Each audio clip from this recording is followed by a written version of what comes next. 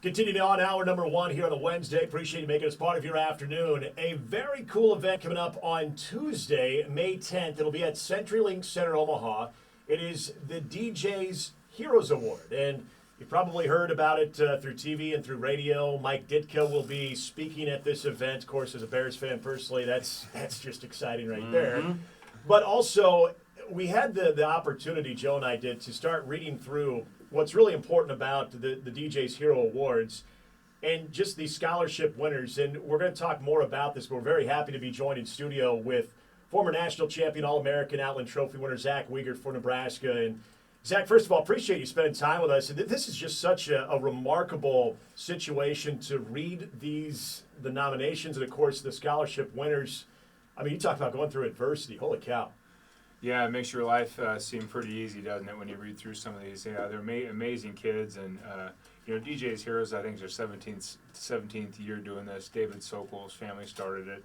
Our partnership with the Salvation Army is great. My wife and I, Amy, are chairing the event this year, and we'll give out $10,000 scholarships to the 9 winners. And we were talking a little bit during the break on, you get down, there's 200 applicants, and you have to only pick 9, and there's some really compelling stories of, there's kids in there that are, their parents were shot in front of them, or they're debilitating diseases, things like that. So these are kids that really overcome adversity. We talk about adversity in sports, but this is real adversity, and they're great kids, and they've all, for the most part, gone on. Now that it's gone on for 17 years, you can look back at all the kids. They've done great things after receiving the scholarship. So, Zach, can you give us a little background on the program, the DJ's Hero Award, and kind of how it got started, what it's all about? Yeah, David Sokol's son was a DJ Sokol. And actually, he went to Mount Michael, and at the same period of time, my wife's cousin was on the basketball team, and DJ was a manager on the basketball team, so we knew him a little bit at the time. Great event. He passed away at a young age from disease, and David started this as a drive to give scholarships in his name, and I think the partnership with the Salvation Army, nothing could have worked out better. The Salvation Army does a lot in town here that people don't know about, and the remaining funds from this will go to summer programs for kids, lunches for kids, things like that. So it all goes to the kids, and we're doing pretty well with the campaign this year. But we'd love to break the record. It was close to $500,000, and the Salvation Army does such a great job with that. And you can get on and just Google salvationarmy.org or get on the website and give. And there's still tickets available. $150 a seat, and it's well worth it. And like I said, you get to see someone like Mike Ditka talk about sports and that. And we've had some great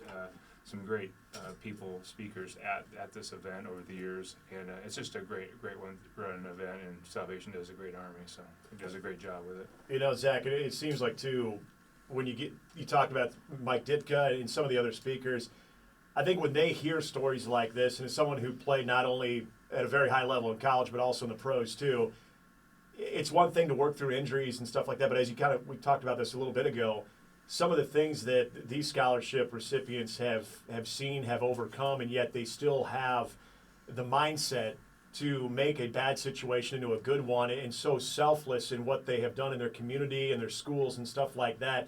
I think it's probably easy for guys like Mike Ditka and other speakers to come out and really have a chance to send even a stronger message to what these kids have done. Yeah, and we got an opportunity to talk to Coach Ditka on the phone yesterday for a bit, and a big part of his theme is take advantage of the opportunities you're given, and I think you'll hear that at the event, and it's so true in this case. I mean, here's people overcoming great adversity, but not only are they skimming by, they go through these traumatic events, but they're leaders in their community. They have tons of service hours. Most of them spend most of their time helping others, where they're usually the ones sitting there with their hand out wanting help. They're actually going out of their way to help others even after going through these traumatic experiences. So it's really a great cause. This is 8 high school seniors, or 9 did you say? Nine high school seniors. Can you give us maybe just a taste of some of the individual stories you guys are going to be honoring coming up next week? Oh, well, there's one of the winners this year is dwarfism is one of them, and it's just has done great things in their community. Childhood abuse, one of them, like I said, this year actually had both of their parents pass away at a young age. Many of them, and this is the second year, we're the co-chairs. It's kind of work, you're a co-chair, then you're the chair, so this is our second year doing it. And there's a lot of common themes that you see, and usually it's got uprooted at a young age. their parents passed away, or they're spending a lot of time in the hospital because they've been sick for a long period of time. They've overcame that. So it's a general theme that you see is just, things that the average person can't imagine going through, and then you see how they've overcame and accomplished so much. I mean, you've got people that were in prison camps in other countries, grew up in a prison camp, and came here and they get a 3.9 grade point average in high school. They don't even speak the language when they show up. Yeah. I mean, it's one thing you could become, you're from Millard and you're trying to get a 3.9 and you already spoke the language, and that's hard enough to do, let alone overcoming all those other things. So those are just examples. Talking to Zach Wiegert here in studio on the Drive AM 590 ESPN Omaha. Once again, the event is Tuesday, May 10th. It'll be at CenturyLink Center, Omaha. The DJ's Hero Awards. Mike Ditka will be speaking at this, and 9 recipients of the scholarship. And just, you kind of touched on Salvation Army and their goal behind this whole thing. As far as people out there that want to continue to contribute, maybe they can't make the luncheon on Tuesday, but they want to continue to contribute and make sure this thing continues to go off without a hitch and allow the funds for these scholarships. What do they need to do? Yeah, there's a phone number you can call, 402-898-5909. And if you can't make the event, there's many groups that gave to the event that can show up at the event that aren't actually going to make the luncheon. So that's very common. Or you can get on and just Google salvationarmy.org, and there's a link on there to give. And there's a real need at Salvation Army. Some of the past campaigns over the Christmas season and stuff didn't do as well as usual. And, got the ringers out there with the red buckets, and that's I don't know how many years that's been going on, but for a long time. Yeah. A long time. And it's a great cause, and our goal is to break the record this year, and we're getting close, but we just could use the help. And like I said, it goes to many other great things other than just these scholarships for the DJ Sokol Award. So.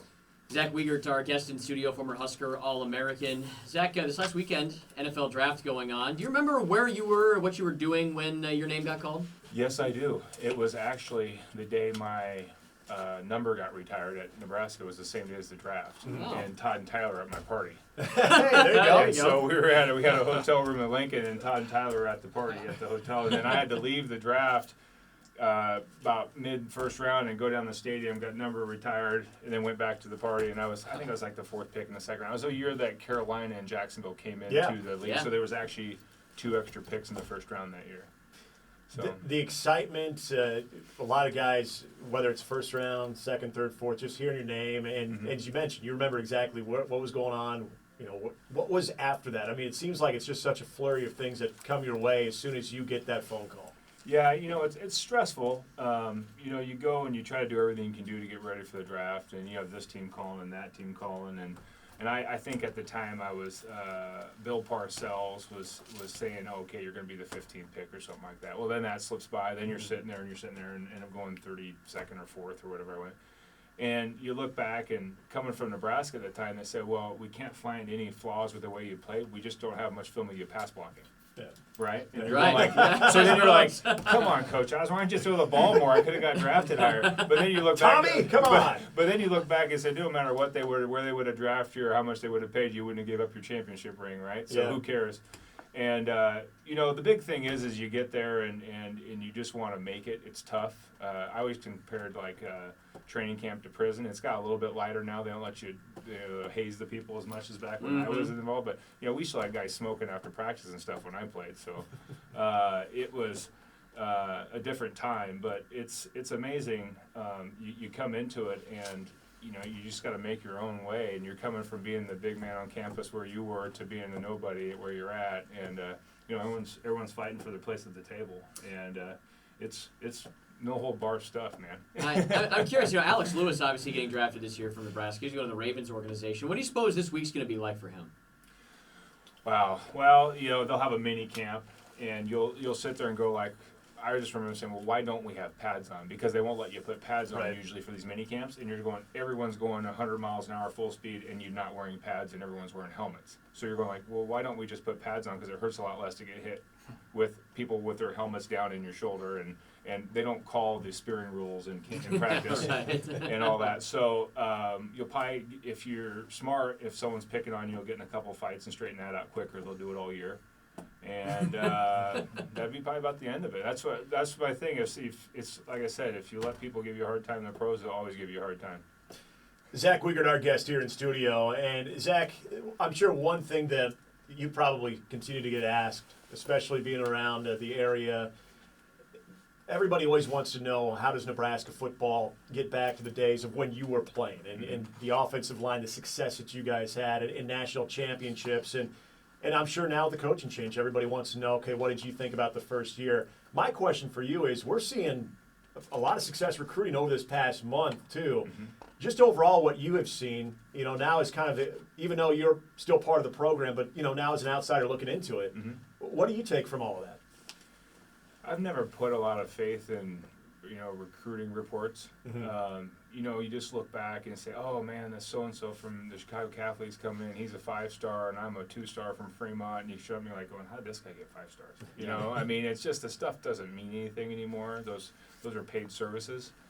The biggest thing they can hope for is, we played teams that had, the Miami team, they had 9 guys off their defense were first-round draft picks, and we beat them bad. Well, 90% belief, 10% talent, right?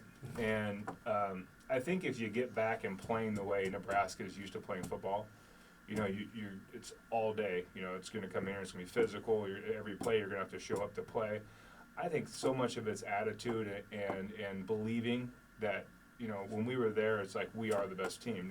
You could say we're playing the Bears, we would have believed we'd have won. We wouldn't have won, but we would believe we would have won.